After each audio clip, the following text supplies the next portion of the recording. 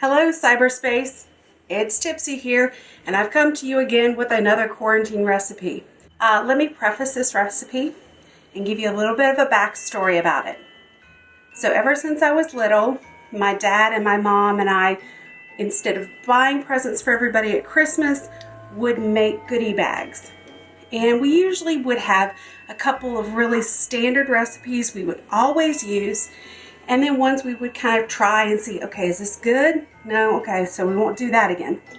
This is one that we introduced one year and was such a big success that it has been a staple in our goodie bags ever since. To do another little bit of history, what I know this recipe to be called is Kringles.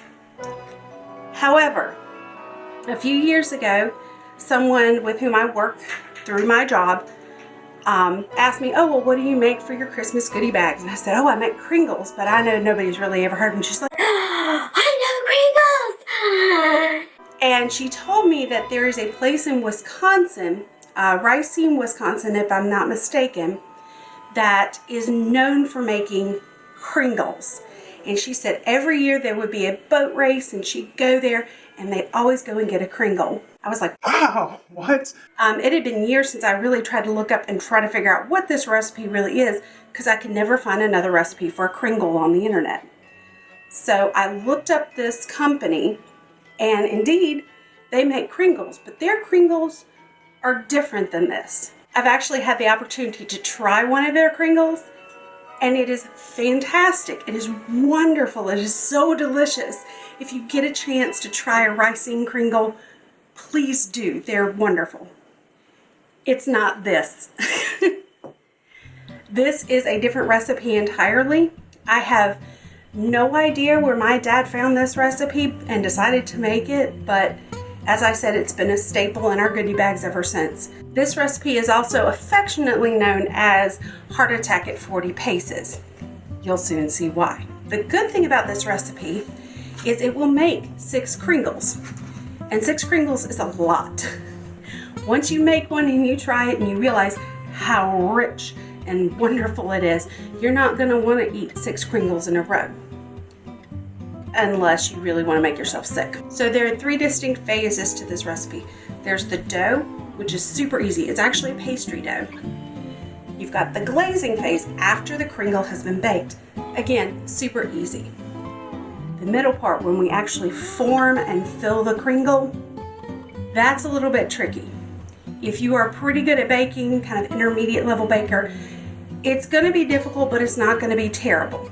If you're a beginning baker, I would say be very patient, very, very patient, and really try to work with this dough when you have some time to cuss at it, because you will. I'm going to try to give you some tips and tricks that have made my life easier over the years to make this, because otherwise it is a pain in the rear. Let me introduce you to the ingredients. For the dough, we have 8 ounces of sour cream. You want to use full fat sour cream. If you don't, it's going to kind of make the dough a little bit mushy. The fat in here is very important. It helps give the pastry a very flaky texture and not a soppy texture. Trust me, I've used half fat sour cream, low fat sour cream, no fat sour cream, which how is that even possible? Because sour cream is technically cultured fat. But anyway, you're going to need half a stick of butter. I put this stick of butter out a couple hours ago and it's pretty soft. I don't know if you can see. It kind of holds this indentation. You don't need melted butter, just something at room temperature. You're going to need all-purpose flour. It's going to take about 2.5 cups. You're going to need your stand mixer fitted with the paddle attachment. This is going to make your life easier. If you have to do it by hand, you can. I recommend a pastry cutting tool and a spatula to do it. I recommend the mixer. It's 10 times easier. And the last bit of hardware you're going to need is wax paper. Yes, this is a piece of hardware. It is very important because you're actually going to wrap this dough and let it chill before you work it. So when we dish it out onto the wax paper, we're going to make little rectangles of dough, 6 of them. You're going to be able to store this dough for about a week, week and a half in the fridge, tightly wrapped up in your wax paper. After that, it is going to turn a little bit dry and basically about that time is when I wouldn't use it again. This is a great recipe for a party. It makes a lot of Kringles, and since you're probably only going to eat about this much of one, it's going to feed so many people. Like I said, this is a classic hit at Christmas, but it's one of those things that now that we're in quarantine, you're wanting that lovely comfort food, the stuff that really speaks to your soul, and there's just something about pastry and sugar and pecans that just, yeah, it's good. It warms your heart, makes your waistline bigger too. So let's get started with this. 8 ounces of full fat sour cream, right into the bowl. And a stick of butter, ignore the name brand, y'all, right in the bowl. Easy enough, right? Next, we're going over to the mixer. Lock it up. And the first thing we're going to do is we're actually going to mix these together.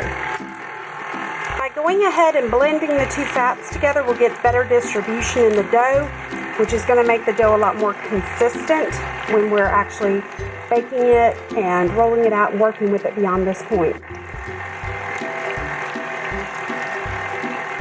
Alright, you can't really see a whole lot of the butter anymore, so that's pretty well integrated.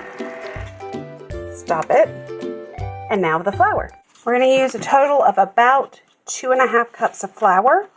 I've already got 1 cup in. There's the second cup. And there's about half. I know with most pastries you want to be super precise and all that. I've never had an issue with this one by just kind of eyeballing the 2.5 cups. Kind of, sort of, might be a little low, might be a little high on the scoops.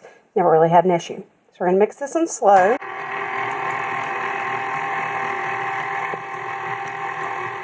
And you see it comes together pretty quickly.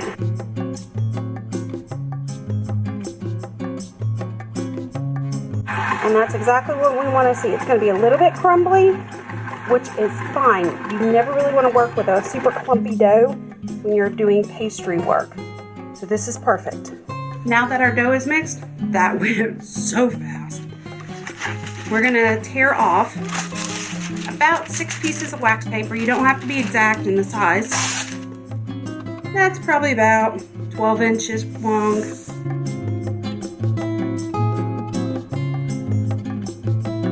As you see, I didn't get these all the same exact size. That's fine. Don't worry about it. Alright, so now we've got the dough, and as you see, it's a little crumbly, but when you squeeze it together, it really holds its shape. That's good. Alright, so you have this big lovely lump of dough. We're going to do this kind of like what we did with the bread dough. You don't have to be precise. You don't have to be pretty with it. Kind of, sort of, break it in half. Yeah, that's about right. Now, we're going to kind of, sort of, break this into thirds. So we kind of, sort of got thirds now. Get the rest of them done. If you want to be precise, bust out your scale, put it into metric, and go for it. I'm not that precise because it really is not going to matter in the end for a home baking situation. I'm going to kind of form this into a bit of a rectangle. This will help with my rolling a little bit later. If I get it kind of sort of into a rectangular shape, it'll work a little bit. And don't be surprised if the dough is a little bit stickier at parts. That's probably just the heat from your hands getting it a little gummy. Next, wrap it.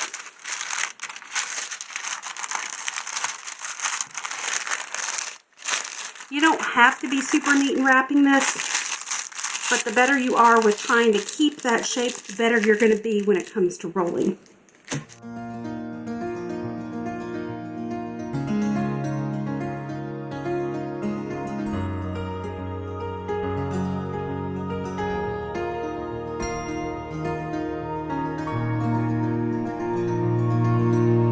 You're going to take these dough blocks and you're going to put them in the fridge.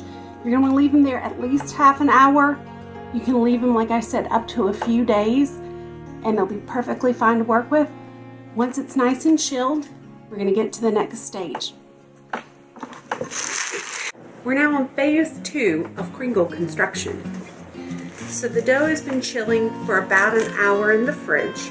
It is very firm. It's still somewhat pliable. That's the nature of this dough. That's good. You're going to need parchment paper. This is actually going to help you not only bake the Kringle, but it's going to help you form the Kringle. I've learned over the years that if I don't use this, it is such a nightmare to work with this dough. It's still kind of a pain to work with this dough, but using this makes it so much easier. We're going to need flour to dust our surface and a rolling pin to roll it out, obviously. What we're going to need for the filling is chopped pecans, brown sugar. The last thing we need, and you don't see it out here because I'm trying to keep it good and cold, is 2 sticks of butter if you're making all 6 Kringles. If you're only making 1, I'll show you how you're going to cut that down. There's a very, very specific procedure to doing this, and I will show it to you, but until then, I want to keep it cold and I'm keeping it in the fridge. First thing we need to do, take a sheet of parchment paper. I'm not going to be super specific about the size. I'm going to say, there's a handy dandy little measuring thing on here. So I'm going to say it's about 22 inches long. It doesn't have to be exact. Just make sure that this will fit on whatever pan you're going to use to bake it on. Speaking of bake, I probably should turn on the oven. Now that we've got this out, we are going to dust this with a lot of flour.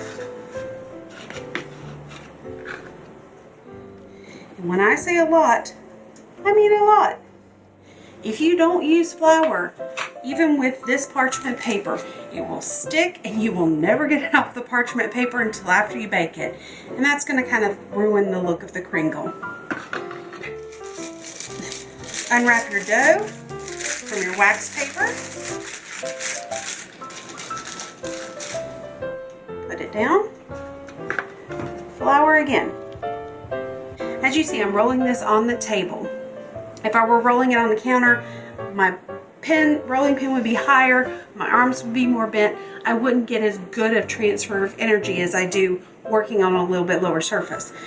This does kind of pull on the small of your back, so if you do have back issues, watch out. What you're going to do is once you've got it all nice and floured, just gently roll back and forth. And the reason you want to start off with that piece in kind of a rectangle is it'll help with the shape later. I'm flipping it over because I want to make sure that it gets good and dusted with flour on both sides. And you're going to kind of roll it out nice and gently, trying to keep that rectangular shape as much as possible.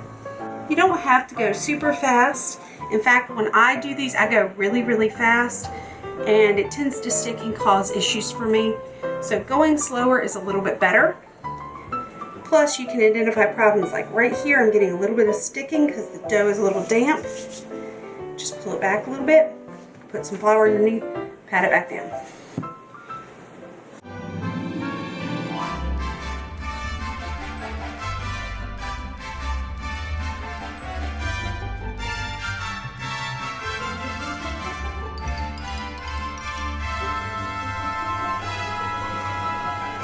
As you see, I kind of stretched the dough a little weird, so I've got a little bit of ruffling and folding in here. It's going to be fine. It probably just means I did a little bit too much in this way, and so it stretched a little bit thinner, and then when I tried to even it out, it just kind of folded over instead of stretching evenly. As you can see, it doesn't quite go to the edge of the parchment paper, and that's fine. I can feel that this dough is extremely thin, and that is what I want. We are now ready for the butter.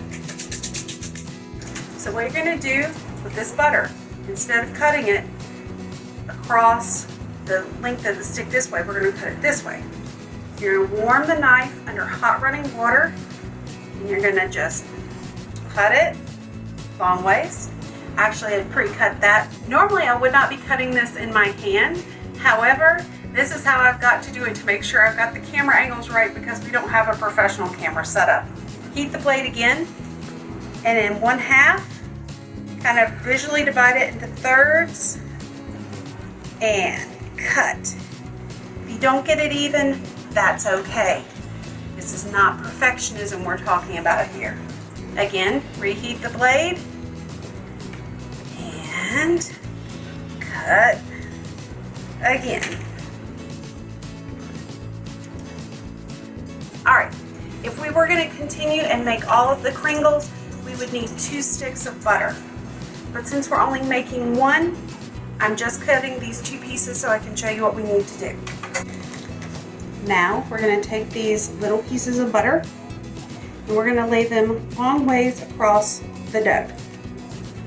This is why this is called the heart attack at 40 paces, because you've got butter in the dough and you've got butter in the filling. Next, we're going to take about 1/2 cup of brown sugar. I'm going to pack it down a little bit, and I'm just going to kind of gently spread it out. You don't want to get it all the way to the edge. You'll see why in a minute. Just want to kind of cover that butter. Doesn't have to be perfect. That's the good thing about these recipes. You don't gotta be super perfect. It'll still turn out yummy. 1/2 cup of chopped pecans. I'm sure you could use other nuts, but this is the nut that we have always used and it turns out so yummy. Sprinkle that on. Next, here comes the folding part. If you have used parchment paper, this is going to be so much easier. If you haven't, you're going to be working with the dough that has no support under it and will tear very easily. So, we fold in the edges, and I floured it enough. See how pretty it came off? It didn't stick. Yes! Flip in the other side. Beautiful. Now I have to make a choice. Which edge do I think looks better? This one or this one? I think this one looks a little straighter, so I'm going to use that as my last fold. Flip. Okay, it's got a little stuck, so just pull lightly, pull gently, and it will come loose. There you go. I'm going to press that down just very, very, very lightly. I don't want to poke holes in this dough, because if I do, when this brown sugar and butter start to melt and combine, it'll find that little weak point and ooze its way out, and a lot of the goodness will be around the Kringle and not as much in it. Now, I'm not saying the stuff around it tastes terrible. It's actually really good and caramelized, but it's better when it's inside. So last side over. Just a little bit of a pat to kind of make sure things are sealed down, and this is it. The worst part about working with this dough is it's very thin. As I said, if you don't have the paper to support it, it's going to be a problem. You could roll it out on wax paper, but the reason I do it like this is so I can pick this up and put it straight on a baking pan. You've got it on your pan. Now what you're going to do is put it into a preheated 375 degree oven. It's going to take about 25 minutes for this to get nice and golden brown. Yes, it will take that long. Yes, it's worth it. We're on to stage 3. This is the glaze that's going to go on after that comes out of the oven. Confession time. In my recipe, I don't have written down exactly how much powdered sugar and water you're supposed to use, so we're going to kind of wing it. I've got powdered sugar. I did sift this before I put it in the container so that it doesn't get kind of clumpy right away. It will get clumpy after a while, but I use mine so fast I don't have to worry about it if I sift it before it goes into the container. So I'm going to put in just 2 heaping spoonfuls, and I'm going to add water, and what I'm looking for is a thick liquid. I want it still to be able to pour, but I do want it thick. So I'm thinking kind of like corn syrup consistency. Here we go. not too much. And I can already see I added way too much water to this. It's way too runny, but that's okay. We can fix it. I'm gonna put a few more scoops of powdered sugar in. You'd be amazed at how little liquid it takes to actually make a glaze like this. Powdered sugar can absorb a lot of water.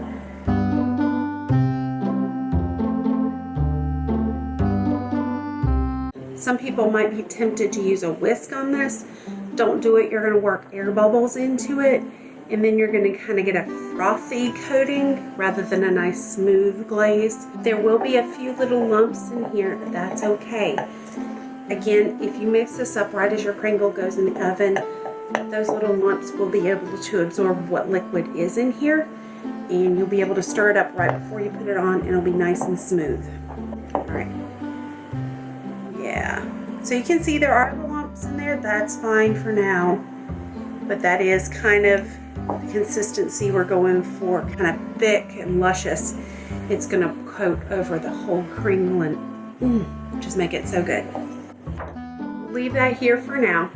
When that Kringle comes out, we're gonna try to get it onto a cooling rack real quick, and then we have to glaze, and it's a beautiful sight. I can't wait for you to see it. I think it's done. Oh yeah. Look at that, golden brown, delicious. You see how flaky that is? Didn't really mean to bust a hole in it. So I've stirred this up a bit, and now it's all smooth and pourable. So what are we gonna do? I hear that hissing as the sugar and water hit the pan. We're gonna let this cool because right now it is rocket hot. We don't want to eat it right now. Let it cool, then we'll cut it up and we'll eat it up. It's totally worth it. Here it is, all cool and ready. Of course you can tell I'm holding the pan with both hands, right? It's time to cut. You can cut this however you want. I'll show you how I do it though. I'm gonna just make a cut down the center. Make sure you use a knife that you can actually take a grip on and not like rub your knuckles into it like this one, unfortunately. And then I cut it. So I cut off the corners on each of those sides. Kind of half it down the middle, and yes, it will fall apart. That's a good thing. That means the crust is super flaky.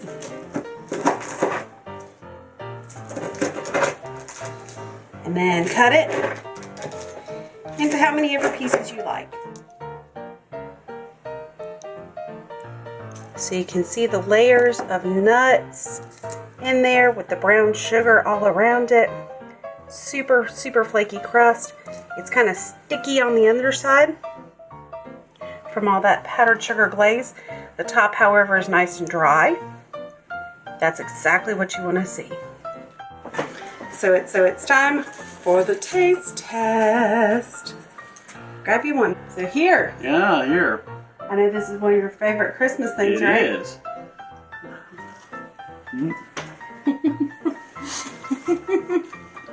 Oh. It's crumbly. But that's what it's supposed to do. The pastry is supposed to be really flaky. It is pretty sweet, but the dough is not sweetened, so it kind of plays off a little bit. And the crunch of the nuts is really nice too. Mm-hmm. Here's to Christmas in the middle of, I guess it's April. Something like that. Might be Christmas already for all I know. Who knows by the time I edit this. Maybe so. Anyway, good to see you guys again. We'll try to think up some more recipes to show you. And have a good quarantine.